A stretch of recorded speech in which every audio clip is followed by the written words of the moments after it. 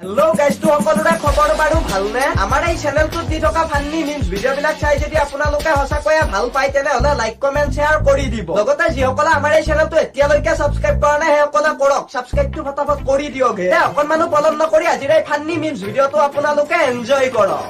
এ ডান্ডে কোনে কৈছে তেৰা বাপ মোৰ বাপেৰে মৰা দুগুণ 6 বছৰ হ'ল नावरिस कुत्ते সৰি কোনে কৈছে